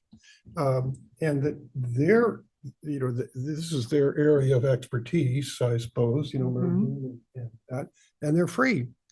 So we don't think that the committee should start until after LAFCO review. If we don't think, we think that we should look to LAFCO to come up with, to review this idea, among other things. What was the motion that passed? Remind me. That's why I'm asking. The motion was to allow Jason to continue to discuss with San Rafael Sanitary District. Okay. That was what the motion was. Yeah. And I mean, I guess I just felt like, that's letting the horse out of the barn, and Jason's going to come back and say, we've had these discussions and we figured out all the problems and this is how we can proceed. And then there would just be more motions along that line. So I would hope that we can, really have an impact on what items are being brought to the full board and then, what other information is going into it, because it just seemed like a kind of a done deal before the meeting started. To be Well, frank. it isn't a done deal, because I think there's a lot of, there's all kinds of problems with it. And, they're going to try to patchwork something together, but it isn't a done deal yet. Well, Yeah. here's the other thing. We have a copy of the, we have a copy of, go ahead. When they have the JPA. When they have a JPA in existence, can they just walk in and do this, Andrea? The JPA has to set the rules for. Yeah, the board of the JPA votes and apparently voted on behalf of CMSA. Yeah. Wow. Well, just to allow the discussion. It hasn't been, to allow the discussion to continue. That was what the motion was. And should there be a subcommittee formed, that part of the motion is that subcommittee will be under the auspices of the Brown Act, and that all meetings will be filmed. So here's one of the things, Goal here. What's the what? What is the goal? What is it they want? The problem they have at San Rafael Sanitation District is their people are public works, and so they're not paid as sanitation workers, and so they're losing staff often, and so they want to break it out from public works, but they don't want to form their own real sanitation district with a sanitation worker and a general manager of the sanitation department that's not public works, No, I get it. and It's just, they want to. they want to put the problems on another agency. And to me, that's wrong. I mean, we're doing well. I want them to mess it up. Well, here, I'm looking at, the proposed hearing on sewer rate charges from San Rafael and I don't think there was a study done. I don't think there was a Glossage engineering study done, but the proposed rates go from $80 a month, 24-25 to 88 a month. I don't see how that makes, because this is a locked-in 5-year rate plan. No, it's 3. Oh, I'm sorry. I apologize. Still Okay. 5 No, and okay, 5. you're right. Okay. So how, if they're going to end up paying a lot more money to their workers, They've got a huge reserve, by the way. They Do they? have about 35 40 to 40 million. Okay. But, we can discuss the details of their plan, I guess. But I think an overview is we need some documentation on other alternatives. It seems to me this is moving a collection system to a treatment plant. And let's get it done as fast as possible. And it's going to be a forever decision It is. if the staff moves over. I mean, to me, the obvious solution is, hey, County Sanitation District of San Rafael, become a County Sanitation District of San Rafael, hire your staff. They want to contract for HR and accounting and things like that. Okay, we'll contract with somebody. We offered to do it. We do it already. I mean, wouldn't we be the logical choice? It seems logical that the sanitation collection agencies would work together and then move over to the plant, as in one giant consolidation. That seems like the logical, and that's what I got from LAFCO. Well, I think 2 sanitary districts could merge. And then maybe two big sanitary districts, or to any of the 2 of the 3. And then the other could contract with them or join. That's the way a merger probably would happen, is 2 would join first. They'd merge. Right. Wouldn't you join with somebody else who's doing the same thing that you do You would think you would. first? Right. But I received communication that, oh no, we're going to do a vertical integration, which I don't think makes sense. That's not the way public works usually works. And then also, I mean, we just all need to, as we all well know, they did approach us. And we have this building, a quarter of a mile from the treatment plant. Anyway, it's very befuddling to me. But I just, attending that meeting, I felt like there's no longer a path to the idea that I thought was moving forward earlier of it being RVSD and SRSD. And I don't quite understand why, but it seems like some of the San Rafael folks are really. What about if we propose what we think they ought to do to CMSA? What do we think they ought to do? One, we ought to think that we wait for LAFCO to do what I don't think San Rafael San did, was have a review and look what's logical, and not form a subcommittee yet, and not go ahead with details of contract is premature. Well, that's what Kate says in the letter from May 1st, that she wants to talk about logistical details of hiring, confirming how the new employees will be physically integrated. I mean, no, it's joining. They've decided that's what they want to do. But I don't think there's any kind of study. I agree. Or review or documentation, anything other than. So why don't we propose that's what should happen before we get locked into these to hiring the people, the collection system people. And think of I guess the San Rafael Sand would continue in business. Well, they're the taxing authority. CMSA has no taxing authority. Okay, but yeah, okay. They continue in business just because they're the taxing authority. Mm-hmm. Who controls who builds what sewers? Who staff for San Rafael Sand? See, that's one of the big, it seems to me that they're going to continue to have a San Rafael Sanitary District Board of Directors who will be running the sanitary. Really? They have to continue that because there's no other taxing authority. Well, wait a minute. That doesn't mean who runs the who decides who does the sewers? Yeah, I think they think Jason's going to figure it all out, to be perfectly frank.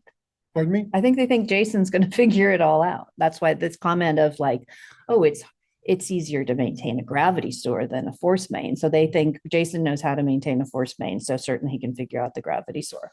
Anyway, it's just, it's very We're frustrating. losing a full-time treatment plant manager, Yes.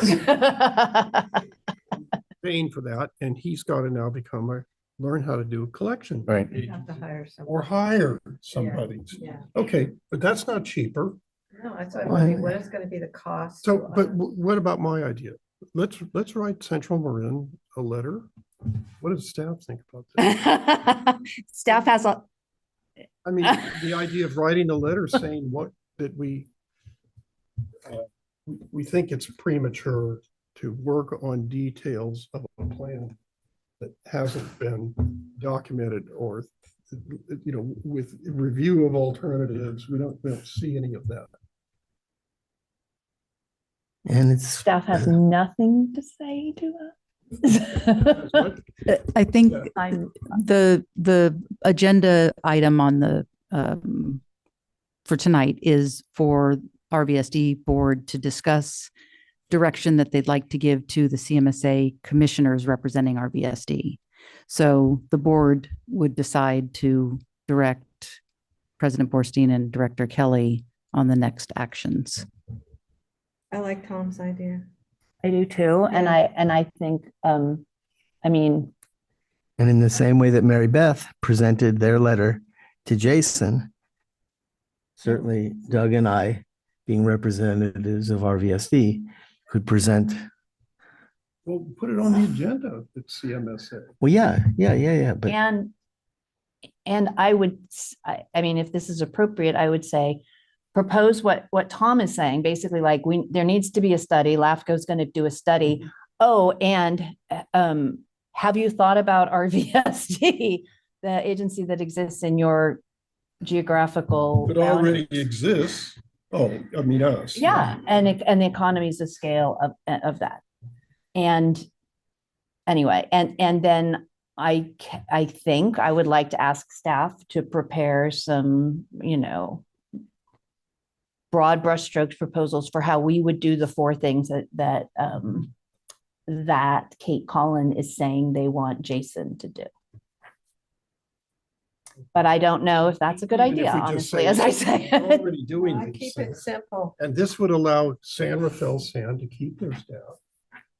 I don't know, why do that? Why, maybe your idea, but just say, we think it's premature, we need to see documentation. We don't want to start working out the details of implementing the plan that we have huge problems with. And we haven't seen any kind of a study that it's a good solution. So we don't, we don't want to join their study committee. No, It's premature. well, and I don't think we want CMSA to continue to Well, that's what I mean. And consider this unless RVSD is also being considered. Because it is, they've already made like the economic decision that that's a better option. And I think they're wrong, but I could be wrong. I would like to see it laid out both ways. I would too. And I don't think there's any, Jason was talking about in the meeting, and I'll have my timesheet and I'll mark my time when I'm working on something SRSD. And I'm thinking, first of all, that assumes he's not 100% working on, his time isn't filled with treatment stuff right now. But also I don't believe it. You never can account for all the externalities. in fairness, he does do for SD2. He's already contracted to do all the pump stations. So in fact, he's all set up to keep track of separate entities. Not that you're wrong, because keeping track of this would be a lot more keeping track of. But when I asked him about that, he said he's already doing that. Yeah, but track. in managing employees and dealing with. Well, that's Anyway. There's yeah. lots of things he's not. You know, I would say you know, anyway, dealing with another pump station, anyway, whatever. I think there's a difference there, but I also Oh, am not yeah. that comfortable with that. I mean, the amount of money that we pay into that entity to do work. I agree. What is Jason not needed? Is his time 100% not needed to manage the treatment plant? And anyway. No, I agree. It seems a little strange to me, but maybe I'm wrong. So I did not Maybe vote you're in right, favor. actually. I did. I abstained from the vote because I didn't want to just say go ahead without talking to y'all about it and bringing it up here. No. too. Well, yeah, Steve said that today, and I don't think we should I- let this train leave the station I because. don't either. So I mean, I really want to see what LAFCO has to say. You know, they're gonna, if they've started an MSR, that is the governing agency that is actually from the state, but they kind of hang out in the county, from what I remember. Mhm. And they would have, to me, more like, to say, or at least let them know that we really would prefer to let LAFCO do its thing. That's what I feel, because it's much more professional, it's in alignment, it's gonna look at many different perspectives of the situation. So. just say, Well, fuck okay, LAFCO. I move that we write a letter to Central Marin, sent under Michael's signature, that states that this is premature, and that it's, especially since LAFCO, Marin County LAFCO, is going to do a study, and that we don't think that there's enough sufficient documentation to figure this out. There's no documentation. We've seen no documentation about how they came to this alternative, and that we should wait at least until LAFCO does its study and makes a recommendation and a review, and we would ask LAFCO to study the proposal, you know, Mhm. and that And we know- alternatives. and that CMSA not proceed with working on details Mhm. for this alternative yet. Well, that we asked LAFCO to look at this idea and alternatives. And alternatives, yeah. Well, that's what they're doing their own study. We don't need to ask LAFCO to do anything. They've already got it on their agenda. on standard SRSD. Yeah, but Well, they're on asking- this group, because they did, I think they did Yeah, a okay, northern one, or they yeah. did a southern one, southern Marin. But northern I mean, I Marin. think, Now they're doing a central Uh, Marin. Yeah, they do them every Mm. 5 years. all right, but we want to, I mean, and I know because he was on, Yeah. what's his name? Jason. Jason, the second Yeah. Jason, that's right. Jason Kelsey. Yeah, so Jason from LAFCO was on, Pretty- but, yeah. Great, okay, I like that idea. How do the rest of the board members? Michael, are you okay with it? Yeah, yeah, that's why I brought it back so that we could discuss it here. I mean, even if I'd have voted no on it, it still would have passed.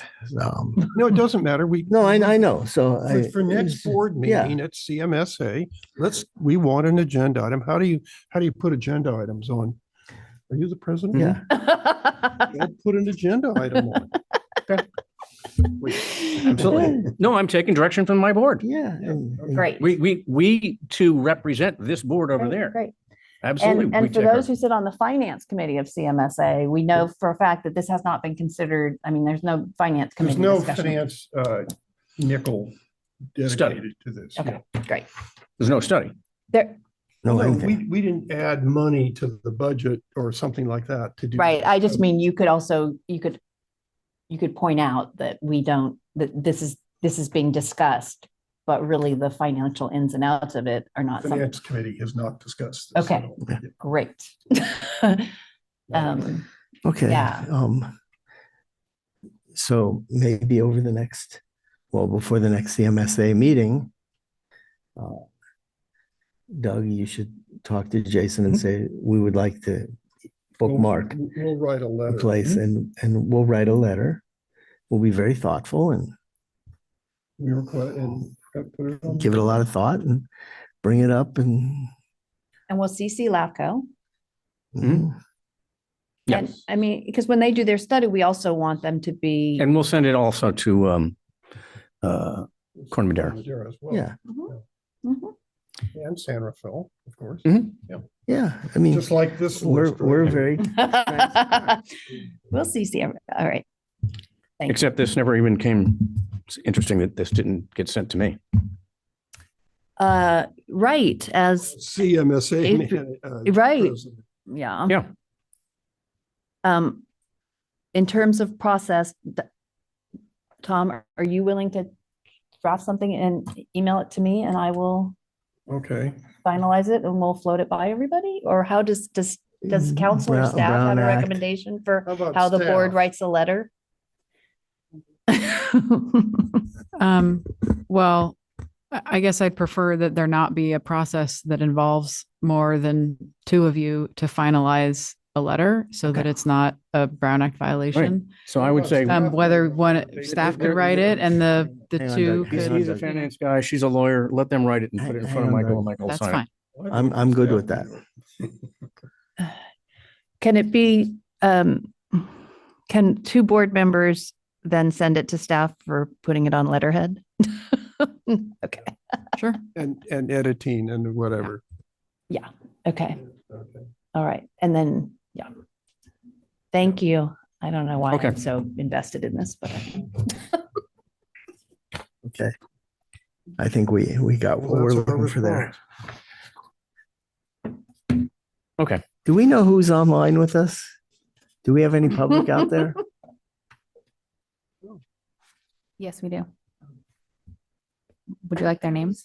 do we know names? Do we know? I do. Okay. But why can't we see who's on? It's Yeah, not usually they're up on the, Because The way the webinar is set, Public, it's public. the way the webinar is set up, is that the people who are hosting can see the participants, but not everyone can. It is public information as it's reported in the minutes, but it isn't necessarily having to be public information for at the board meeting unless asked. I'm asking. in other words, they don't, I couldn't quite understand that. They don't have to be public. Doris Toy and Paul Kazi. Okay. Yeah. Paul is their consultant and Doris is the general manager of the Yeah.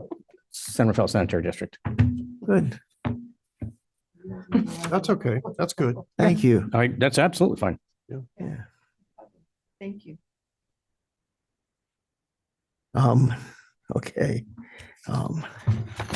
That's some heavy lifting. Performance metrics monthly report. All right. So it was a good month. We did not have any spills in April. So we're on a good pace for the year. We'll just leave it at that, right, Paul? You don't want me to, yeah, like the best year ever. Oh, so sorry. Best year ever, really? Well, last year was. Oh, okay. Last year was the best year ever, and we're Month ago. we're on the pace. So that's good news. And then just wanted to point out, and Paul will go over some of these details, but I was glad that you got in here that we updated or did a standard operating procedure for the new back on truck, the $750,000 unit. And this is a part of our commitment to the competency-based training is to whenever we get the new equipment, we're very punctual as far as getting the proper standard operating procedure documentation. It's easy to follow. It's pictorial. Staff helps develop it from the ground up. And, we've got over 200 of these SOPs and it's really kind of a flagship for our agency. We're recognized statewide for this. We got an, organizational excellence award for CASA last year for this program. And this is one example of us keeping that commitment, keeping that excellence going. But there's much more to talk about, and I'm going to hand it over to Paul. Thank you, Steve, and thank you for everybody's time this evening. Like Steve said, the SOPs are huge in our development of new staff. We just have a new employee come on this Monday, Eric. And one of the first tasks he was reporting to repair is to review SOPs for that department. So you know what you're getting into, how to properly operate the equipment, how to properly operate all that. So like Steve said, is that we are trying to, as quickly as possible, if we get new equipment, incorporate it into our library so that it's ready and available.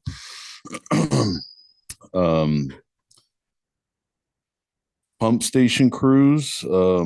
We've gotten on a new trend of reviewing SCADA, which is our online SCADA pump station trending, so that staff can really see what's going on every station every morning, see if there's any blips. Again, this is the second month in the row by reviewing SCADA information. We found a level indicator off, which throws off our flow estimation. And it also messes with the pump cycles and whatnot. So they're not always operating. They can be sucking in air. They're not pumping efficiently, basically. So second month in a row that staff have found stuff by doing this exercise. And I think it's really working out well. So I'm glad to see that they're finding things while they're reviewing in the morning.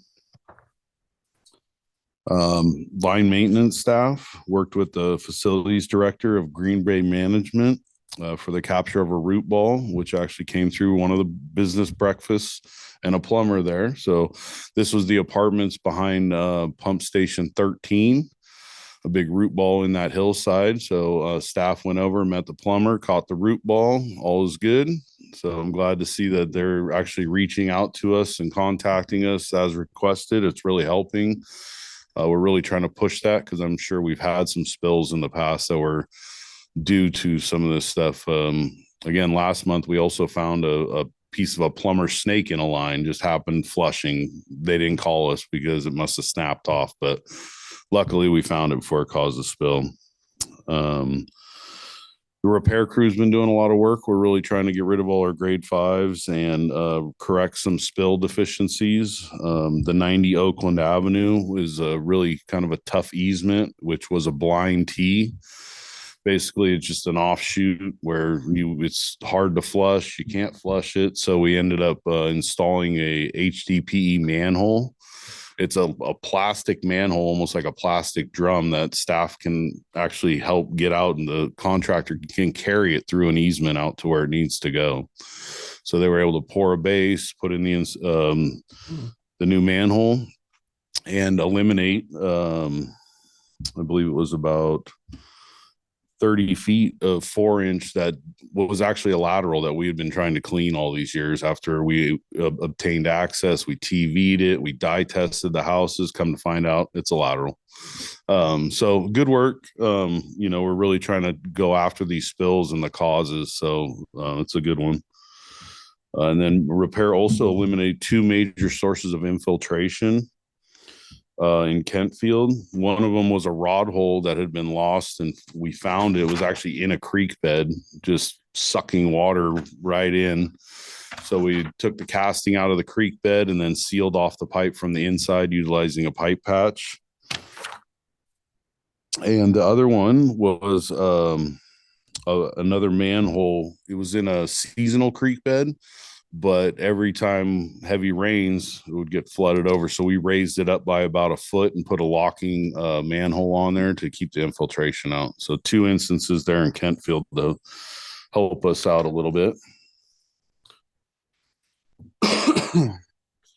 And then condition assessment staff are evaluating high frequency lines, flushing, usually utilizing info asset data. I think Steve's going to talk about this a little bit.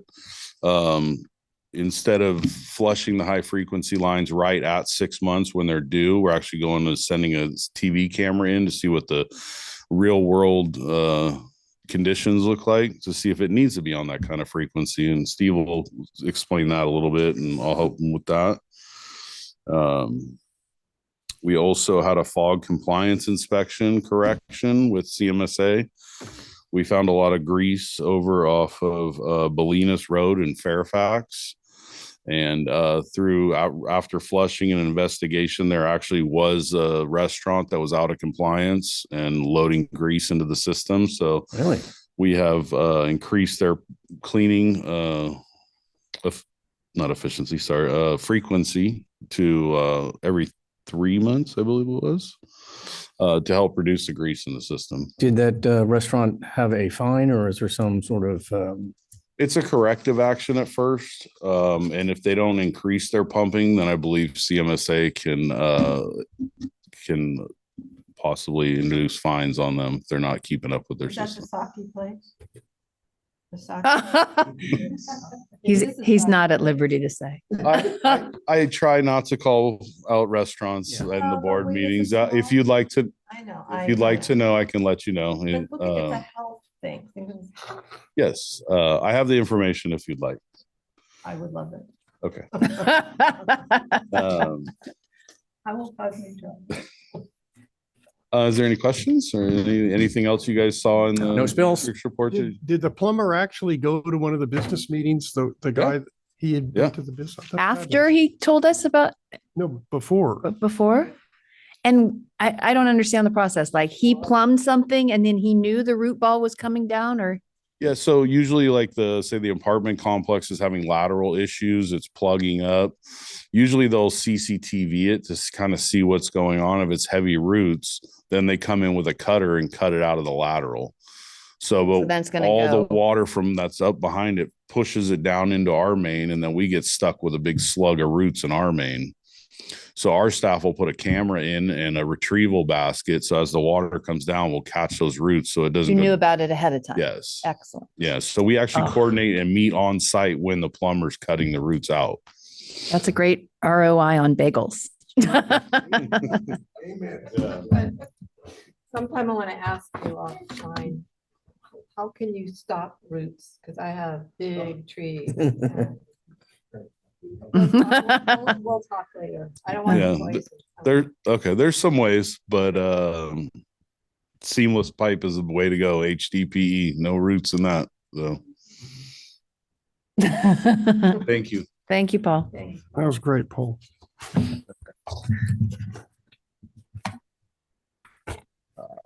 Okay, so I don't think there's anything left. That being the case, No, there is. wasn't that RVSD data-driven line cleaning frequency refinement Memorandum. memorandum? Yes, and Memo. Okay.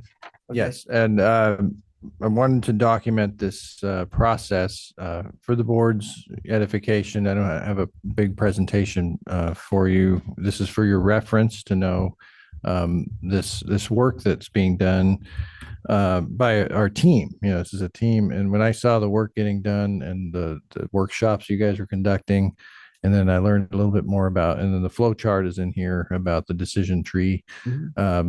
I wrote the memo to document the process, and I wanted the board and the public to see, you know, when you take a closer look based on the data we collect on debris that's collected, and we had a nice even number of 400 high frequency lines in our system once per 6-month cleaning, that through this process of reviewing data, we were able to identify 111 of the 400 were ready to be reduced in frequency for this, that, or the other reason. Sometimes there's management actions we need to take to make it happen. There was like a handful, maybe a dozen. It's like, why are they 6 months? There's no really no information to justify it. So what this exercise showed is if you look, and if you're collecting data and documenting it in your CMMS, you can use that to justify decision-making that still protects the public health and the environment very conservatively, but you save a lot of time. When you take a 6-month line and turn to an annual line, you've just freed up a crew, it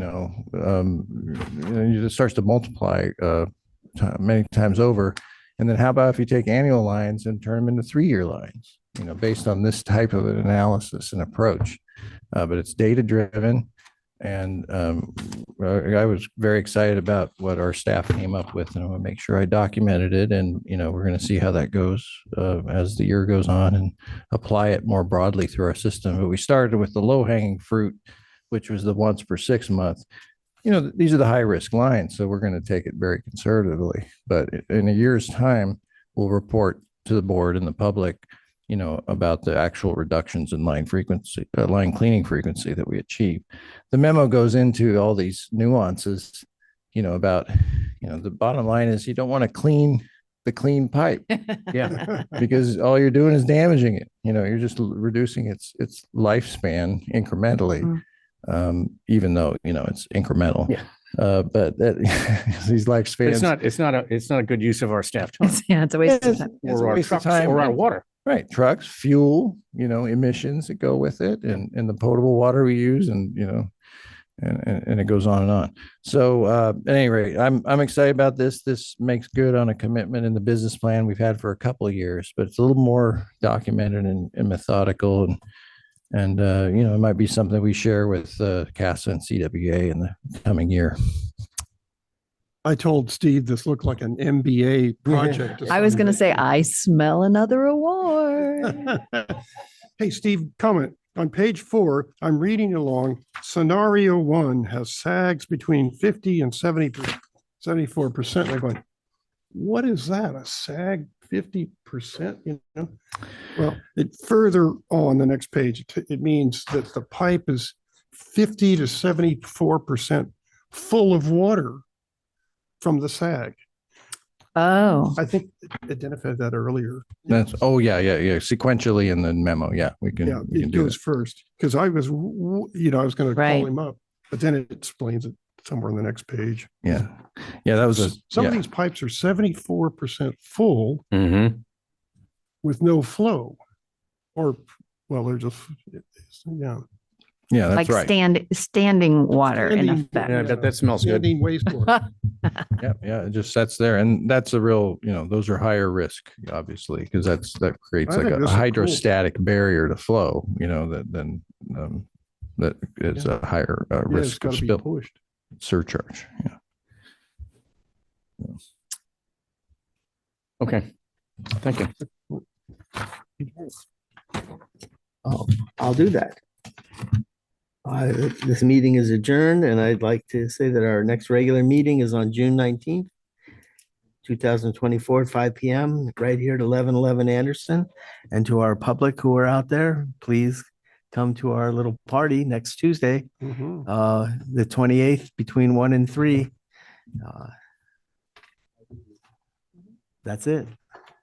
Thank you. Thank you, staff and everybody.